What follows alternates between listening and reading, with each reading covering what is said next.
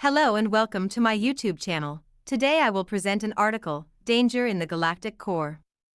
The galactic core, also known as galactic bulge, a general term referring to the innermost region of the galaxy that bulges outward, as opposed to the rest of the galaxy, the disk or arms depending on who's writing, which lie much flatter on the galactic plane, is not a place where people go.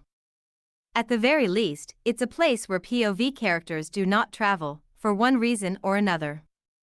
Maybe it's an eldritch location, or is simply inaccessible and remote despite the rest of the galaxy being traversable, or is full of dangerous and hostile aliens. The point is, we may go wherever we want to go in the galactic disk, but we do not travel into the core, at least not lightly and without a lot of preparation and gravitas. On the real-life side, the area around the galactic core of a galaxy note is in fact thought to be a rather strange and hostile place. Just for starters, the closely packed stars, and their proximity to the supermassive black hole which forms the center of the core, make life in the core constantly interesting thanks to chaotic gravitational interactions.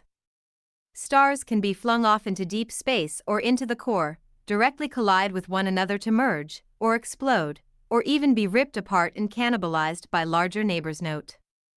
And that's after you consider the fact that all of those stars and the core itself are constantly pouring out vast amounts of radiation across the entire spectrum. If there are planets out there, they must have truly weird skies, full of the fuzz created by the light of billions of old, but still ridiculously bright, stars in close proximity to each other.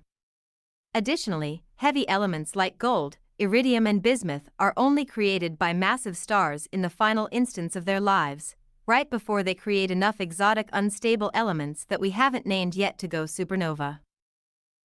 Here in the suburbs of the galaxy where we live, we have only had a few generations of stars.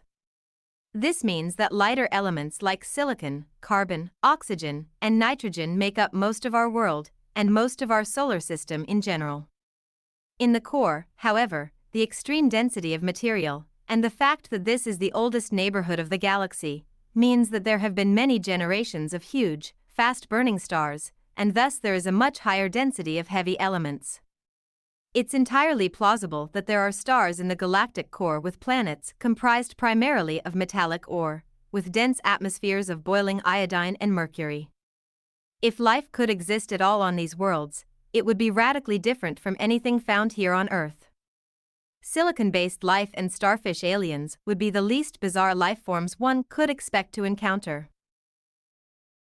To top it off, at least in our galaxy, the Milky Way, while most of the stars there are old as the galaxy itself and there is little star-forming material, one can find at its very center a lot of young stars that include some of the most luminous known, often crammed in very dense star clusters, and enough interstellar matter to form similar ones in the future. It's in fact expected that some hundreds of millions of years in the future enough gas will accumulate in the galactic center to transform said very center in a starburst region, with both copious amount of star formation and supernovae, stellar winds, and radiations. And that's just in the Milky Way. Some other galaxies have active galactic nuclei, in which the accretion of matter spiraling into a supermassive black hole accelerates its rotation faster and faster until it's outputting energy far beyond anything else in the universe, sometimes strong enough to drown out the entire rest of the galaxy they're part of, becoming a quasar. It's probably for the best that Earth isn't in one of those galaxies.